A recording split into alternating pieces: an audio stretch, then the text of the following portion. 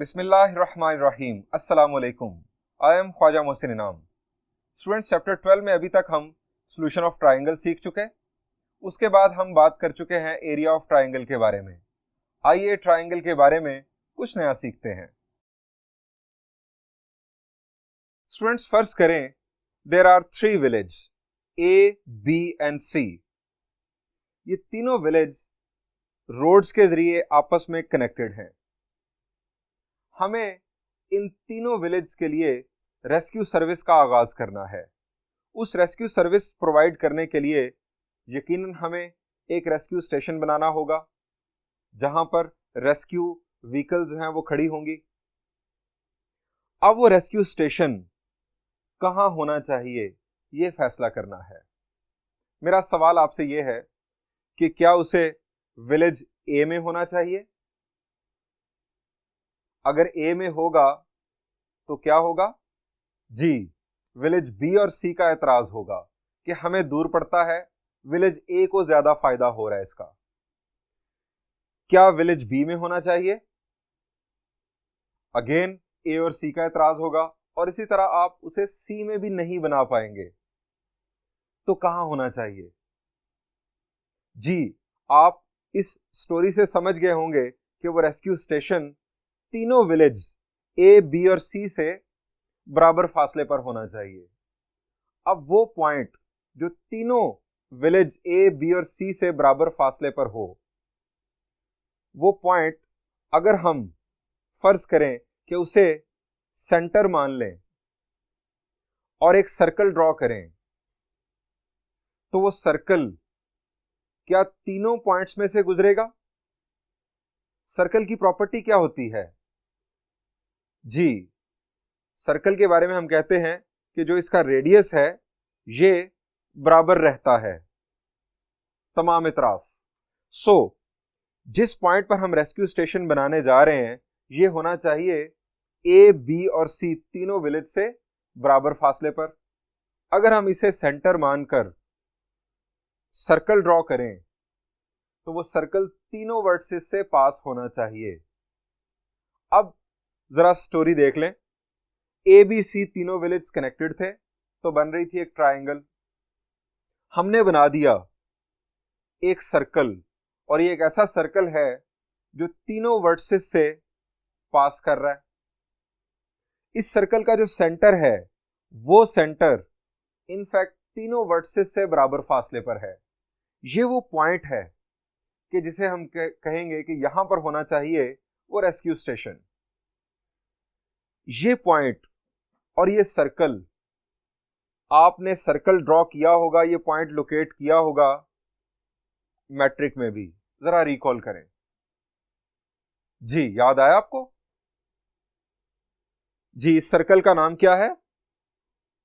जी बिल्कुल, this circle is called circum circle.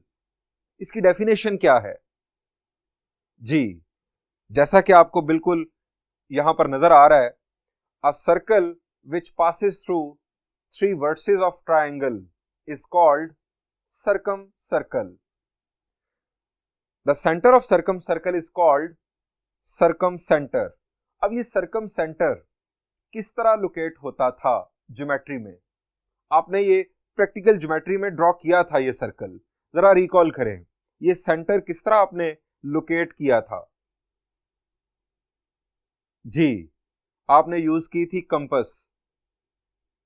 जी, तो क्या किया था?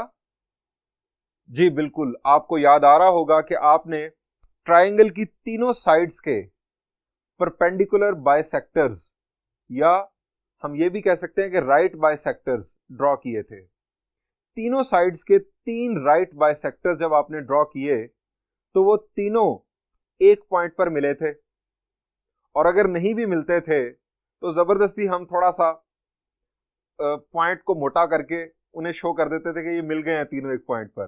अगर एक्यूरेसी के साथ ड्रॉ किए जाएं तो वो तीनों एक पॉइंट पर मिलते थे। जिस पॉइंट पर राइट बाइसेक्टर्स मीट करते हैं हम उसे कहते हैं point of concurrency of right bisectors. Point of concurrency का मतलब मीटिंग पॉइंट। अब ये मीटिंग पॉइंट कहलाता है सर्कम सेंटर। इस सेंटर को यूज करते हुए हम जब सर्कल ड्रॉ करते थे तो वो सर्कल ट्रायंगल के तीनों वर्टिसेस से गुजरता था।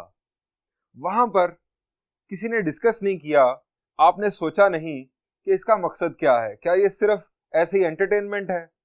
The answer is no. ये है इसकी प्रैक्टिकल एप्लीकेशन कि आपको 3 पॉइंट्स अगर दिए गए हैं और कहा जाए कि इन तीनों पॉइंट से बराबर फासले पर एक 4th पॉइंट मालूम करें, तो वो होगा circum centre. The radius of circum centre is called circum radius, और सर्कम रेडियस को स्टूडेंट्स डिनोट किया जाता है कैपिटल आर से। सेंटर लोकेट करना, इस रेडियस को मेजर करना प्रैक्टिकल ज्योमेट्री में हमने सीखा था, लेकिन ट्रिग्नोमेट्री में अब हम सीखने जा रहे हैं। हम देखने जा रहे हैं कि ये जो कैपिटल आर रेडियस है सर्कम सर्कल का, ये कैसे कैलकुलेट किया जाता है इन ट्रिग्नोमेट्री। आइए बोर्ड पर डिस्कस करते हैं।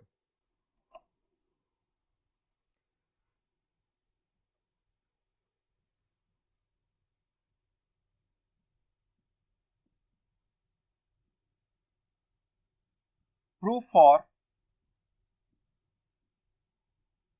triangle ABC with usual notations। हम कंसिडर कर रहे हैं एक triangle ABC with usual notations।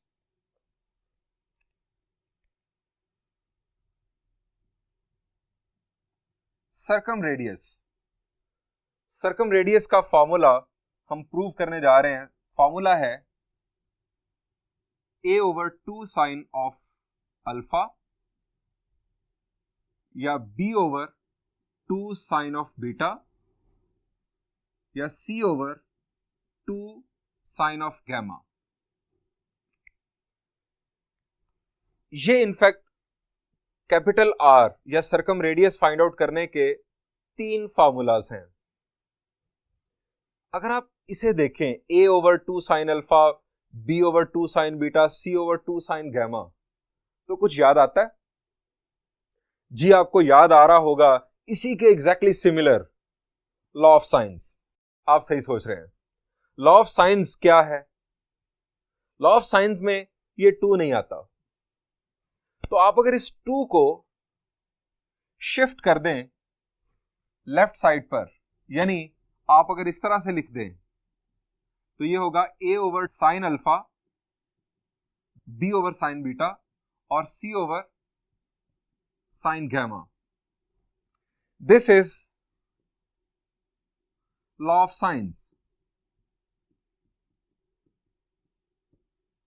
इसका मतलब ये हुआ कि लॉ ऑफ साइंस जिन रेशोज का जिक्र करता है, साइड और उसके अपोजिट एंगल, साइड और उसके अपोजिट एंगल के साइन के दरमियान जो रेशोज जो लॉ ऑफ साइन डिस्क्राइब करता है, वो रेशो इनफैक्ट किसके इक्वल है? जी, ट्वाइस ऑफ सर्कम रेडियस के। अब रेडियस का डबल क्या होता है? जी, रेडियस का डबल है डायमीटर, यानी ये है डायमीटर ऑफ सर्कम सर्कल। यानी आप किसी ट्राइंगल में उस ट्राइंगल की साइड को आप डिवाइड कर दें sine of the opposite angle से, तो आपको जो आंसर हासिल होगा that answer in fact will be diameter of circumcircle. और अगर आप उसे हाफ कर देंगे तो वो रेडियस होगा उस ट्राइंगल के सर्कम सर्कल का। लॉ ऑफ साइंस में ये बात छुपी हुई है। बहरहाल हम ड्राइव करने जा रहे हैं ये फॉर्मूला। अब ये इनफैक्ट एक फार्मूला नहीं है, ये 3 फार्मूलाज हैं। r is equal to a/2 sine alpha, या r is equal to b/2 sine beta, या r is equal to c/2 sine of gamma. इनमें से एक मैं आपके लिए ड्राइव करूंगा, रिमेनिंग 2 उसी पैटर्न पर ड्राइव किए जा सकेंगे। इनफैक्ट उनकी जरूरत नहीं होगी। हम अगर एक ही ड्राइव कर दें तो वो इनफ होगा हमारी काबिलियत को शो करने के लिए। तो आइए इसकी डेरिवेशन देखते हैं।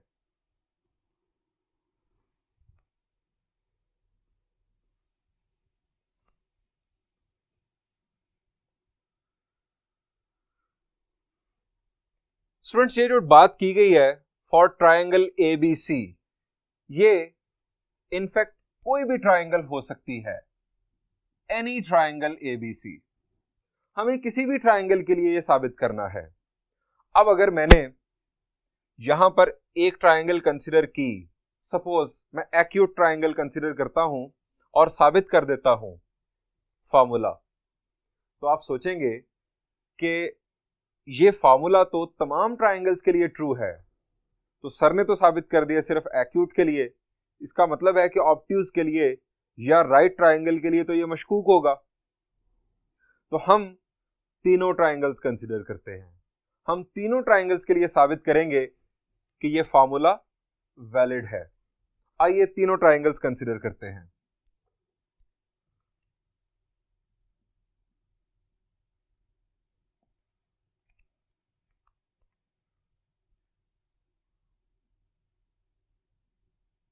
Consider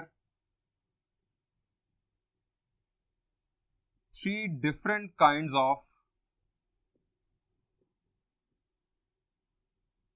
triangles. First one, acute. Second, obtuse. और third, right. अगर हम बात करें विद रिस्पेक्ट टू एंगल, तो कोई फोर्थ ट्राइंगल हो सकती है? जी, ट्राइंगल या तो एक्यूट होगी, यानी उसके तीनों एंगल्स लेस देन 90 डिग्रीज, या ट्राइंगल ऑब्ट्यूज होगी, उसके तीनों एंगल्स नहीं, एक angle greater than 90 but less than 180, यानी एक एंगल ऑब्ट्यूज। और ट्राइंगल राइट होगी, यानी उसका कोई एक एंगल 90 डिग्रीज होगा। इसके अलावा कोई फोर्थ काइंड या फोर्थ टाइप नहीं है ट्राइंगल्स की। यहां पर स्टूडेंट, इससे पहले कि मैं आगे बढ़ूं, आपको इस प्रूफ में आगे लेकर जाऊं, हमें कुछ टूल्स की जरूरत है इस प्रूफ को समझने के लिए। तो आइए इस प्रूफ को यहां पर सीज करके, यहां पर फ्रीज करके, इनफैक्ट मैं आपको कुछ टूल्स बताना चाहूंगा। अगर आप वो टूल्स बेहतर अंदाज में समझ गए तो ये प्रूफ समझना आपके लिए बहुत आसान होगा। तो पहले टूल्स डिस्कस कर लेते हैं। Keep in mind, these tools are not part of the proof. ये हमें हेल्पफुल होंगे प्रूफ के अंदर, इनका हम हवाला देंगे। इसको यहां पर फ्रीज करते हैं और डिस्कस करते हैं tools for this proof.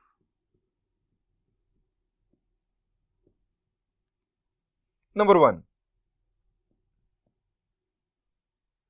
Students, किसी सर्कल में, ये एक सर्कल,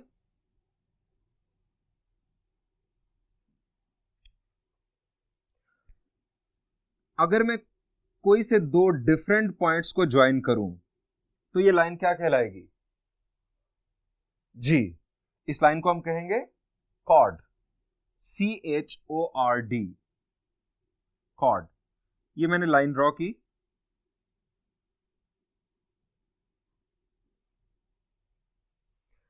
अब ये कॉर्ड मैंने ड्रॉ कर ली, इसके एंड पॉइंट से आप दो लाइंस ड्रॉ करें कुछ इस तरह से कि आप इस पॉइंट पर आके मिल जाएं, यानी एक ट्रायंगल मुकम्मल कर लें। यहां पर फर्ज करें एक एंगल बना, हम उसे कह देते हैं एंगल 1। अब ये सर्कल की प्रॉपर्टी है कि आप इसी कॉर्ड को फॉलो करते हुए कहीं पर भी ट्रायंगल बनाएं तो जो एंगल होंगे वो कॉन्ग्रुएंट होंगे। जो एंगल यहां पर था वही यहां पर होगा। फर्ज करें कि अगर ये 30 डिग्रीज था तो ये भी 30 डिग्रीज होगा। कीप इन माइंड, मैं ये जो नंबर लिख रहा हूं ये एंगल की वैल्यू नहीं है।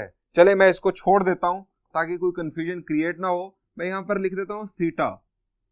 जो एंगल यहां पर होगा वही यहां पर होगा। आप जहां मर्जी चले जाएं, आप यहां पर एक ट्रायंगल जनरेट कर लें इसी कॉर्ड को रेफरेंस बनाकर, तो ये जो एंगल होगा ये वही एंगल होगा, यानी ये तमाम एंगल सेम होंगे, आप जितनी मर्जी ट्राइंगल्स ड्रॉ कर लें। ये एक प्रॉपर्टी है, इसे हम कहते हैं एंगल प्रॉपर्टीज ऑफ सर्कल। यानी एंगल प्रॉपर्टीज ऑफ सर्कल बहुत सारी हैं, जिनमें से एक ये है। ये properties in fact O level students पढ़ चुके होते हैं, हमने आम तौर पर मैट्रिक स्टैंडर्ड में ये प्रॉपर्टीज नहीं पढ़ी होती। इस प्रॉपर्टी को हम नाम देते हैं एंगल्स इन सेम सेगमेंट। इस प्रॉपर्टी को हम नाम देते हैं angles in same segment. In fact her triangle में जो एंगल बन रहा है that will be congruent. This is first tool जो हमें इसमें जरूरत होगी। सेकंड टूल देखिए,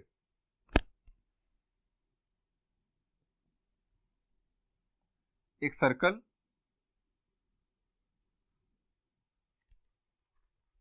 अब उसी तरह से जिस तरह हमने पहले भी एक कॉर्ड ड्रॉ की, अब एक और कॉर्ड ड्रॉ करते हैं जो कि सेंटर से पास करे। अब जो सेंटर से कॉर्ड पास करेगी that will be the longest chord of circle, और इसको हम नाम देते हैं जी, एक खास नाम, जी बिल्कुल, एक ऐसी कॉर्ड जो सेंटर से पास करे दैट विल बी कॉल्ड, जी क्या कहेंगे, एग्जैक्टली डायमीटर। ये कॉर्ड है that is called diameter, this is the longest chord. अब अगर यही काम इस कॉर्ड को बेस बनाकर हम ट्राइंगल ड्रॉ करें, यानी मैंने एक ट्राइंगल ड्रॉ की कुछ इस तरह से,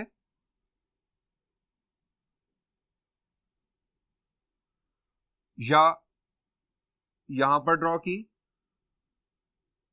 या यहां पर ड्रॉ की,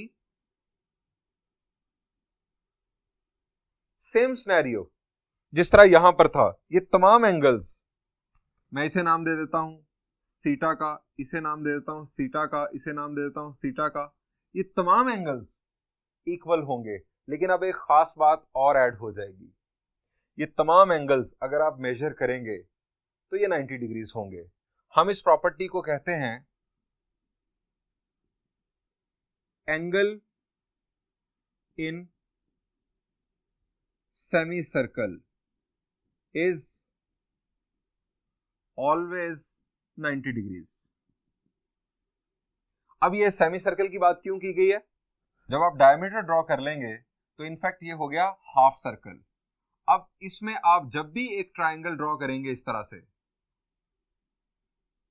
तो उस ट्राइंगल के अंदर ये जो एंगल होगा जो सर्कमफेरेंस पर बनेगा दैट विल बी 90 डिग्रीज।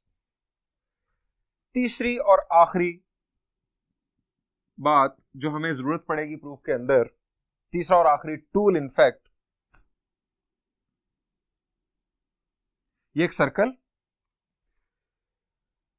जिस तरह हम ट्राइंगल बनाते हैं सर्कल के अंदर, इसी तरह हम एक क्वाड्रिलेटरल भी बना सकते हैं। यानी क्वाड्रिलेटरल क्या है? ऐसी शेप, ऐसी 2 डायमेंशनल शेप जिसके 4 वर्टिसेस हों या 4 साइड्स हों। आप फर्ज करें ये 4 वर्टिसेस, इन्हें ज्वाइन कर दिया,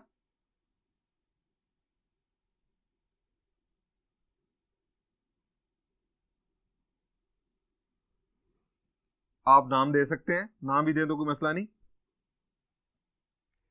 एक ऐसी क्वाड्रिलेटरल जिसके चारों वर्टिसेस किसी सर्कल पर मौजूद हों, किसी सर्कल की बाउंड्री पर मौजूद हों, that quadrilateral is called cyclic quadrilateral. Cyclic quadrilateral, quad मतलब 4, lateral sides, cyclic quadrilateral.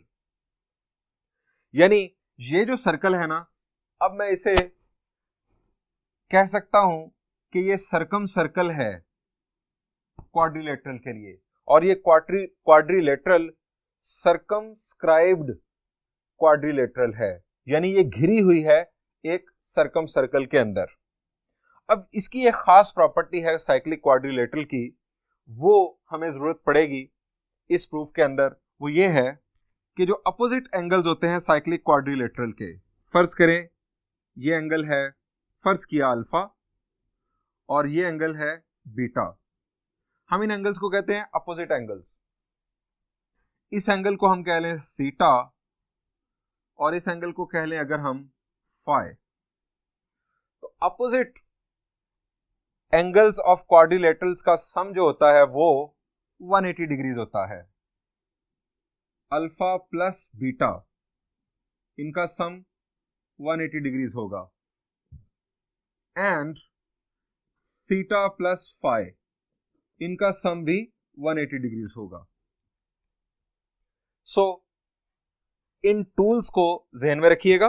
First one angle in same segment, second angle in semi circle, third cyclic quadrilateral का कॉन्सेप्ट कि ऐसी क्वाड्रिलेटरल जिसके चारों वर्सेस सर्कल पर हो और उस क्वाड्रिलेटरल के अपोजिट एंगल्स का सम हमेशा 180 डिग्रीज होता है।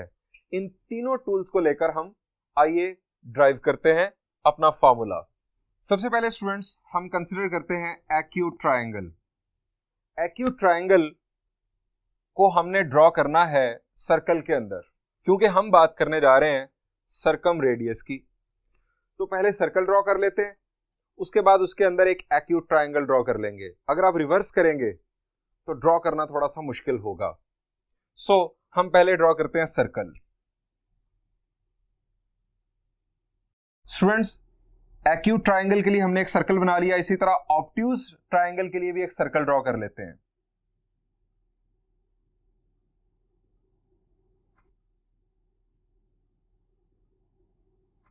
जी, ये तीनों सर्कल्स बन गए। स्टूडेंट्स, हमने डिस्कस करने हैं तीन केसेस ट्रायंगल के, एक्यूट, ऑब्ट्यूज और राइट, और तीनों पर हमने ड्रॉ करने हैं सर्कम सर्कल। अब एक्चुअल प्रैक्टिकल ज्योमेट्री में तो हम इनफैक्ट पहले ट्रायंगल ड्रॉ करते हैं और उसके बाद उस पर सर्कल ड्रॉ करते हैं सर्कम सेंटर लोकेट करके, लेकिन यहां पर यह थोड़ा सा मुश्किल होगा। हमने इनफैक्ट यहां पर ट्रिग्नोमेट्री में काम कर रहे हैं, प्रैक्टिकल ज्योमेट्री में नहीं। हम पहले सर्कल ड्रॉ कर लेते हैं, रफ काम कर रहे हैं। यहां हमें उस एक्यूरेसी की या उन मेजरमेंट्स की जरूरत नहीं है, हम एनालिटिकल अप्रोच के साथ चल रहे हैं, हम सिर्फ एनालिसिस कर रहे हैं। तो हम पहले सर्कल बना चुके, अब हमें यहां पर बनाना है एक एक्यूट ट्रायंगल।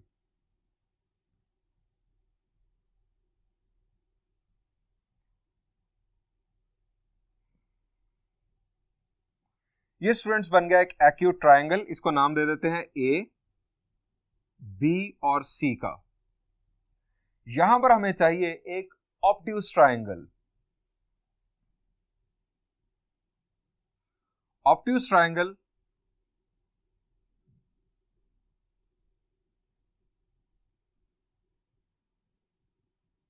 ये हमने ड्रॉ कर लिया। अगेन हम अपना यूजुअल नोटेशन फॉलो करेंगे anticlockwise, A B C, और अब हमें चाहिए एक राइट ट्रायंगल।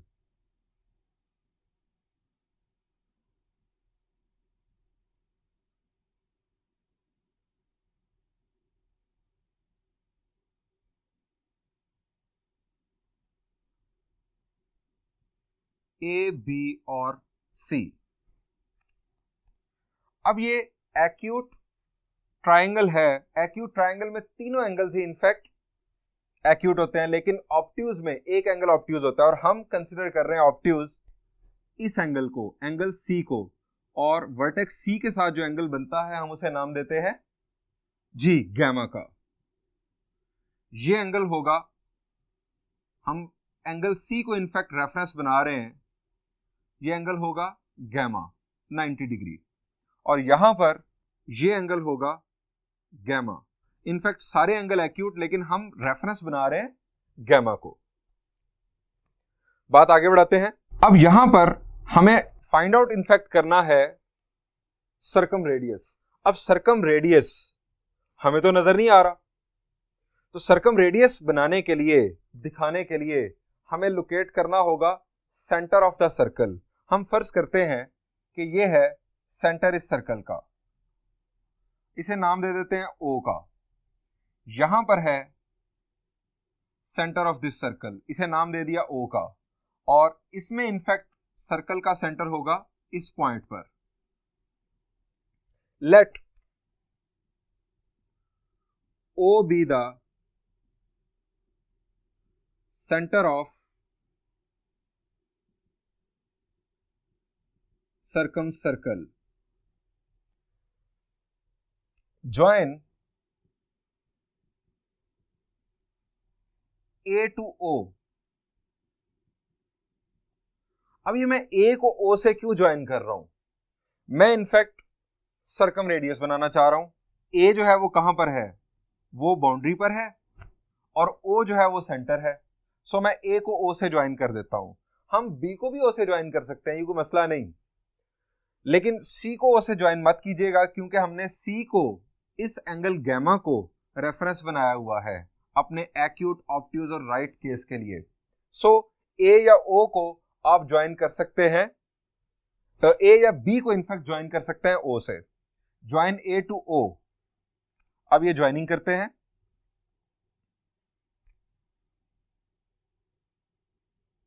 चूंकि ये कंस्ट्रक्शन है, आप एडिशनली ये काम कर रहे हैं, ये डॉटेड में होगा. A को O से ज्वाइन किया. अब A को O से ज्वाइन तो हमने कर लिया, यहां पर भी कर लेते हैं, लेकिन इससे हासिल कुछ नहीं होगा, इससे कोई डिस्कशन स्टार्ट नहीं होगी.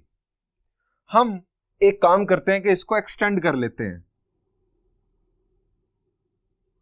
सर्कल तक, इस तरह से, और A को O से पहले ही ज्वाइन किया हुआ था और आगे एक्सटेंशन भी मौजूद थी. एक्सटेंड कर दिया हमने, join A to O and extend it to the boundary of circle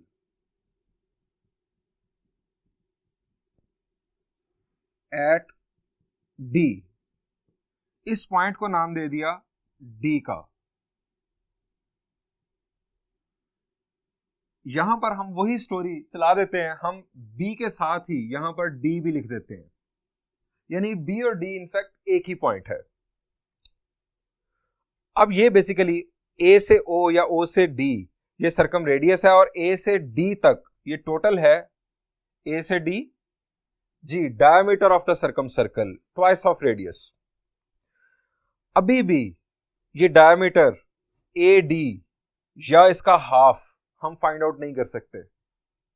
हमें इनफैक्ट यहां पर कोई ट्रायंगल बनानी है. अब मैं ट्रायंगल का नाम क्यों ले रहा हूं? हमने सीखा क्या है इस चैप्टर में अभी तक? Solution of triangle. Solution of triangle में हम ट्रायंगल के मिसिंग एलिमेंट्स फाइंड आउट करना सीखते हैं. अगर हमें ये AD जो डायमीटर है सर्कल का ये फाइंड आउट करना है, तो हमें इसे किसी ट्रायंगल में देखना होगा, किसी ट्रायंगल का हिस्सा बनाना होगा. अब यहां ट्रायंगल बनाने के लिए मुझे D पॉइंट को ज्वाइन करना है किसी पुराने पॉइंट के साथ, ताकि कोई नई कहानी शुरू ना हो. आप D पॉइंट को ज्वाइन कर सकते हैं C के साथ भी, आप D पॉइंट को ज्वाइन कर सकते हैं B के साथ भी. अगर मैं B के साथ ज्वाइन करूं तो फायदा क्या होगा, जरा देखिए.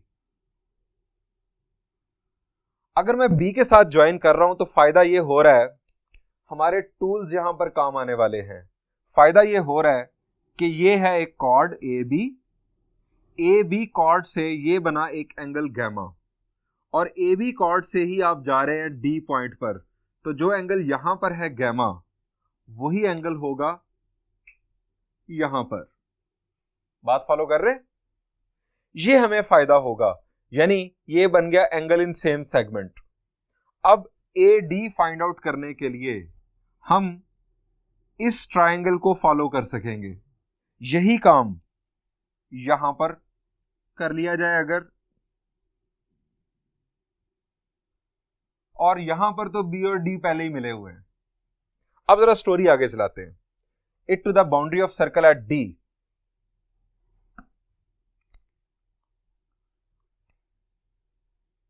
Here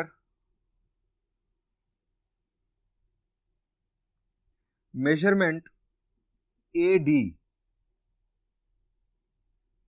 is equal to, measurement AD जो है it is equal to twice of radius of circumcircle, यहां पर भी सब में। Measure angle C is equal to gamma, चाहे उसकी वैल्यू एक्यूट हो, ऑब्ट्यूज हो या राइट हो, कुछ भी हो।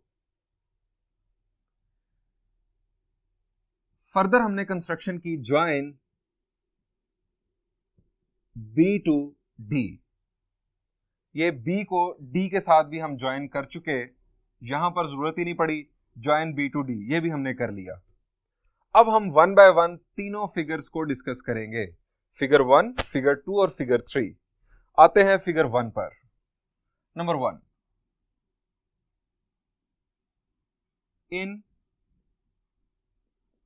फिगर 1, फिगर 1 में स्टूडेंट्स हमें फाइंड आउट करना है AD यानी डायमीटर ऑफ सर्कम सर्कल। अब इसमें देखें कि हमारे पास नॉन एलिमेंट्स कौन से हैं। जी, AD अगर फाइंड आउट करना है तो AD हिस्सा है इनफैक्ट इस ट्राइंगल का, दैट इज ABD। अब ABD ट्राइंगल ये किस किस्म की ट्राइंगल है? ये AD डायमीटर है सर्कल का। तो जरा गौर कीजिए, यहां पर एक और प्रॉपर्टी हमारी यूज हो रही है, circle property, angle properties of circle में से, जो हमने टूल्स में डिस्कस की, कि अगर ये डायमीटर है तो ये एंगल क्या होगा? ये एंगल, जी, डायमीटर को अगर हम एक कॉर्ड कंसीडर करें और उससे एक ट्राइंगल जनरेट करें वर्टेक्स सरकमफेरेंस पर, तो जो एंगल बनेगा वो होगा 90 डिग्रीज। ये हम डिस्कस कर चुके हैं, ये बन गया एंगल इन सेमी सर्कल का कॉन्सेप्ट। अब ये है राइट ट्राइंगल। राइट ट्राइंगल में इस एंगल को रेफरेंस बनाकर, गैमा को रेफरेंस बनाकर हमें फाइंड आउट करना है AD। तो हमारे पास जो साइड नोन है वो है, जी, हमारी कॉर्ड। ये साइड हमारे पास नोन है, इस साइड को हम नाम देते हैं C का। C वर्टेक्स के अपोजिट साइड है ये। तो हम इसको बेस बनाकर इन दोनों साइड्स को यूज करते हुए AD फाइंड आउट कर सकते हैं। देखिए किस तरह से।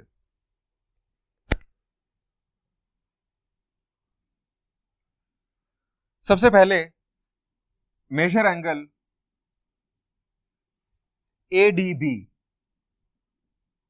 Is equal to gamma, reason angles in same segment, ये एंगल सेम सेगमेंट में है। अब मेजर एंगल ABD,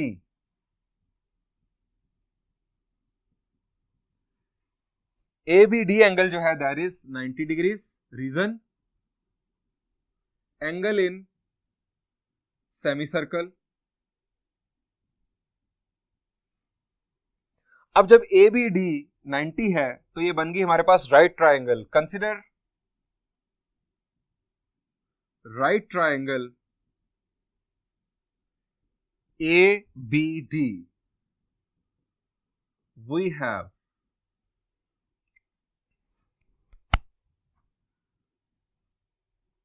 इस गैमा के रेफरेंस से स्टूडेंट्स हम कई दफा पहले बात कर चुके, राइट ट्राइंगल को सॉल्व करते हुए, इस गैमा के रेफरेंस से ये साइड क्या है? जी, opposite angle. Opposite angle perpendicular, ये साइड है परपेंडिकुलर। हमें फाइंड आउट करना है ये साइड, दैट इज हाइपोटेन्यूज। चूंकि यहां पर है 90, अगर ये परपेंडिकुलर है, ये बेस, ये हाइपोटेन्यूज। परपेंडिकुलर मौजूद है, हाइपोटेन्यूज फाइंड आउट करना है। परपेंडिकुलर और हाइपोटेन्यूज किस ट्रिग्नोमेट्रिक रेशियो में आते हैं? जी बिल्कुल, आप सही समझ रहे हैं, साइन में। तो हम यहां पर लिखेंगे sine of gamma is equal to perpendicular over hypotenuse. ये हमारी स्टोरी यहां पर एंड हो रही है फिगर 1 के रेफरेंस से। AD की वैल्यू हम इस फॉर्मूला से फाइंड आउट कर सकते हैं, गैमा यूज करते हुए और साइड AB की वैल्यू यूज करते हुए। अब हम बढ़ते हैं फिगर 2 की जानिब। इन फिगर 2, फिगर 2 में आ जाए स्टूडेंट्स, यहां पर ये ADBC एंटी क्लॉकवाइज अगर मैं बोलूं तो ये किस किस्म का क्वाड्रिलेटरल है? ADBC है साइक्लिक क्वाड्रिलेटरल। साइक्लिक क्वाड्रिलेटरल की प्रॉपर्टी क्या होती है जी? साइक्लिक क्वाड्रिलेटरल में अपोजिट एंगल्स का सम 180 डिग्रीज होता है। हमने टूल्स में डिस्कस किया था। Gamma plus measure angle ADB is equal to 180 degrees. Reason? Opposite angles of cyclic quadrilateral.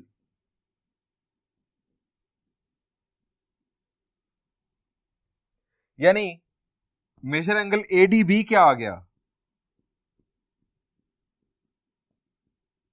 180 degrees minus gamma. अब हमें AD फाइंड आउट करना है। जिस तरह हमने यहां पर एक राइट ट्राइंगल लोकेट कर ली, क्या यहां पर भी कोई राइट ट्राइंगल बन सकती है जी? AD डायमीटर है, सेमी सर्कल बन गया ऊपर। अब डायमीटर सबटेंड करता है एंगल जी। जिस तरह यहां पर ये डायमीटर था तो ये एंगल B पर बन रहा था 90। अब भी यहां पर जो एंगल बन रहा है that is 90। Measure angle ABD is equal to 90 degrees. Reason? Angle in semicircle.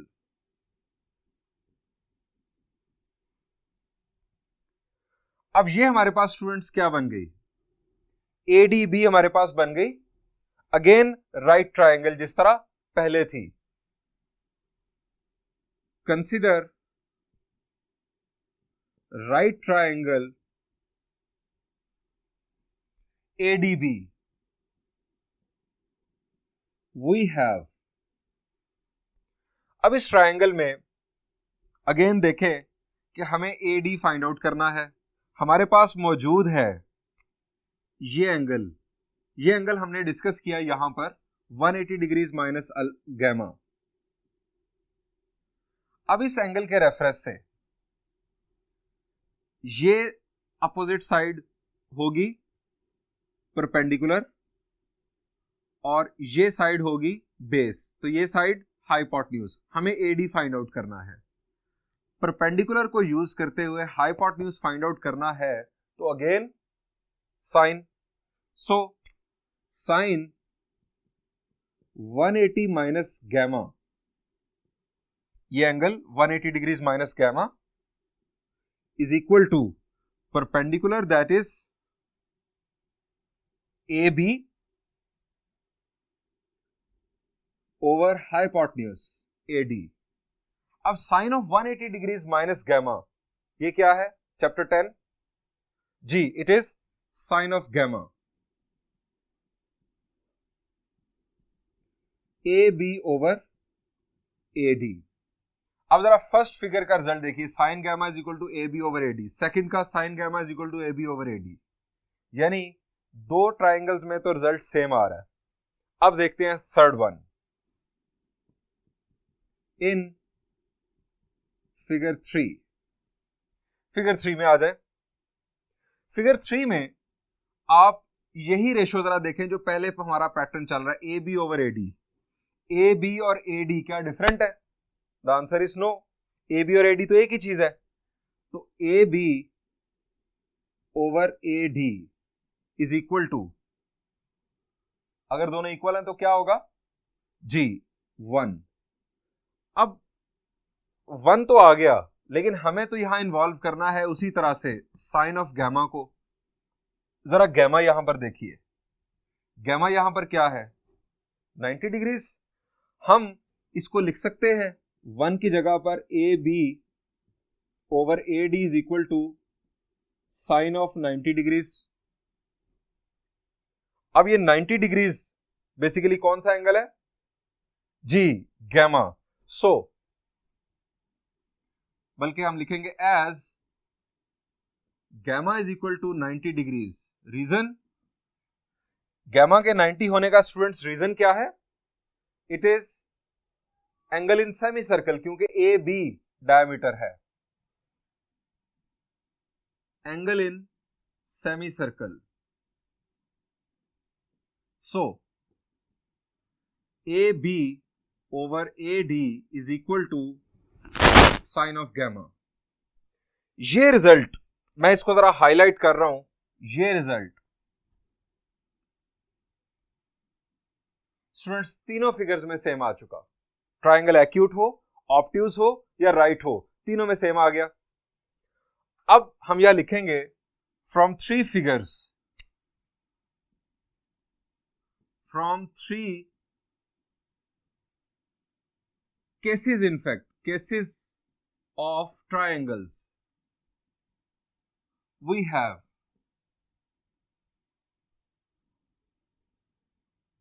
A B over A D is equal to sine of gamma. अब ये ए डी क्या है? ए डी आप सब में देखें, ए डी है ट्वाइस ऑफ रेडियस। और साइड ए बी क्या है? साइड ए बी है, उसका नाम है सी। यहां पर P फॉर परपेंडिकुलर था, ये बेसिकली सी साइड है क्योंकि ये वर्टेक्स सी के अपोजिट है, ये साइड सी कहलाती है। हम यहां अगर पुट कर दे C over twice of radius sine gamma, अब रेडियस की वैल्यू क्या होगी जी? रेडियस की वैल्यू शिफ्ट किया दूसरी तरफ तो ये हमारे पास आ जाएगा सी ओवर 2 साइन गैमा। हमने R को इक्वल साबित कर दिया C ओवर 2 साइन गैमा के, यानी हमने क्या किया, हमने इसको इसके इक्वल साबित कर दिया। हम क्या चेंज लेकर आए कि हम ये साबित कर दें जी? अगर हमें ये साबित करना हो तो हम क्या करें जी? जरा गौर कीजिए। हमने यहां पर गैमा को एक्यूट, ऑब्ट्यूज या राइट बनाने के लिए यूज किया। अगर हमें a over 2 sine alpha prove करना है तो हमें क्या करना चाहिए जी? हमें यहां पर पॉइंट A ले आना चाहिए। B और C आप जहां मर्जी शिफ्ट कर दें, यहां A होगा तो यहां आ जाएगा अल्फा, यानी अल्फा की स्टोरी चलानी चाहिए एक्यूट, ऑब्ट्यूज और राइट बनाने के लिए। और अगर यह प्रूव करना है तो इस पॉइंट पर B शिफ्ट कर दें, यहां पर आ जाएगा बीटा। A C दोनों आपस में जगह बदल सकते हैं लेकिन B यहां पर रहेगा। B को जब यहां पर रखेंगे, यहां पर या यहां पर, तो यहां आ जाएगा बीटा। तो यह भी प्रूव किया जा सकता है। हम यहां लिखेंगे सिमिलरली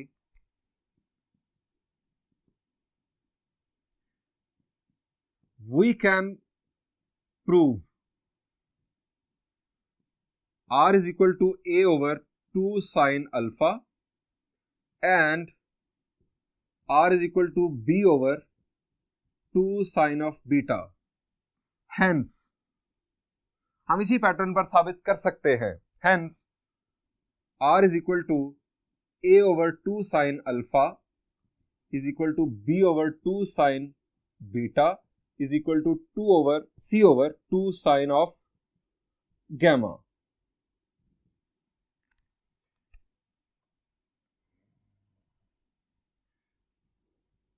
प्रूव्ड। स्टूडेंट्स, ये हमें प्रूव करना था और हमने प्रूव कर दिया। नेक्स्ट लेक्चर में हम इसी फॉर्मूला की डिफरेंट डिडक्शंस देखेंगे। उस वक्त तक के लिए thank you and Allah Hafiz.